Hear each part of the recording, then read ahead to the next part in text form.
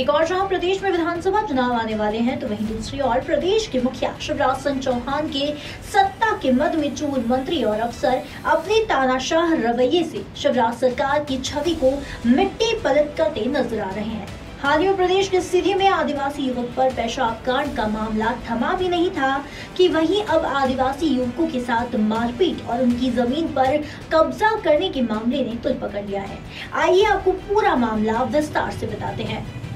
दरअसल ग्वालियर में 12 साल पहले आदिवासी युवक की जमीन पर दबंगों के द्वारा कब्जा किया गया था और उक्त मामले में ग्वालियर कमिश्नर दीपक सिंह, आबकारी आयुक्त ओपी श्रीवास्तव और उप सचिव बसंत कुर्रे पर जबलपुर लोकायुक्त ने एफआईआर दर्ज की थी। लोकायुक्त ने आदिवासियों की जमीन बेचने की अनुमति देने पर तीनों आईएएस अफसरों के खिलाफ केस दर्ज किया। सूत्रों के अनुसार जानकारी है कि इन तीनों आईएएस को पद से हटाने की तैयारी की जा रही है। खास बात यह है कि मार्च 2023 में दर्ज हुए मामले की खुलासा करने में पुलिस को इतना वक्त लगा। शिवराज सरकार के ताकतवर आईएएस अफसरों के खिलाफ हुई कार्यवाही कहीं न कहीं ये साबित करती है कि अब अफसर ही अफसर को निपटाने का काम कर रहे हैं। 500 करोड़ के जमीन घोटाले में लगभग 12 साल से अधिक समय से ठंडे बस्ते में चल रहा मामले का आखिर क्या कारण है कि चुनावी समय पास आ जाने पर ही उजागर हुआ।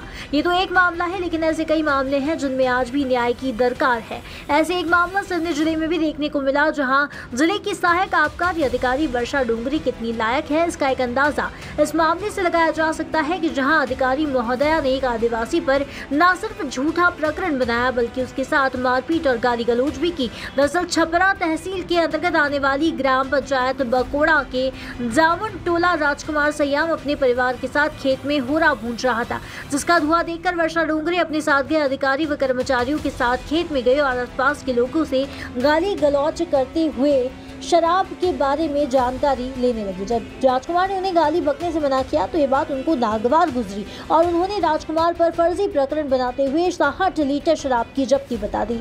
अब जिस महकमे के अधिकारी इतने काबिल हो, वहाँ का शासन कैसा होगा, ये तो स्पष्ट समझा जा सकता है। जिले में चल रहे घटनाक्रम यही रुकने का नाम नहीं ले रहे हैं। आए दिन नए मामले सुर्खियां बनते हैं, पर अफसोस उनके बाद उन मामलों से सबक नहीं लिया जाता। हाल ही में सीधी जिले में पेशाब कांड का मामला सामने आने के बाद मामा शिवराज ने आदिवासी युवक को सीएम हाउस बुलाया और उसके पैर धोए, उसे पैसे देने की पेशकश की। लेकिन लगातार सामने आते मामलों को देखकर तो लगता है कि कहीं शिवराज मामा को चेकबुक और चरण धोने का जल साथ लेकर न चलना पड़े। सीधी जिले की तरह ही एक मामला आदिवासी युवक अंतर डावर और उसके भाई शंकर डावर के साथ मारपीट करने का सामने आया। दरअसल इंदौर में रहकर मजदूरी करते हैं और उन्हें अपहरण कर नशे की धुत में भाजपा नेता सुमित चौधरी और उसके साथी निवासी बिजलपुर द्वारा बेरहमी से पीटा गया, जिससे उनकी हालत बहुत ही गंभीर है। ऐसे कई मामले एक के बाद एक सामने आ रहे हैं, जिनमें ग्वालियर में मुस्लिम युवक को तलवे चटवाने का वीडियो भी अब वायरल हुआ है, जिसके बाद 2 लोगों पर रासुका की कार्यवाही की गई। डबरा सागर से भी ऐसे मामले देखने को मिले। इंदौर के राव में भी 2 आदिवासी युवकों को बेरहमी से पीटा गया, जिसका वीडियो वायरल हुआ।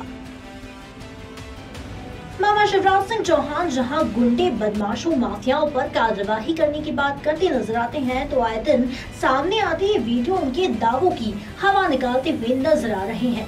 प्रदेश के मुखिया चाहे कितनी ही कोशिश कर ले, लेकिन उनके ही अफसर और मंत्री उनकी छवि को धूमिल करने का काम कर रहे हैं।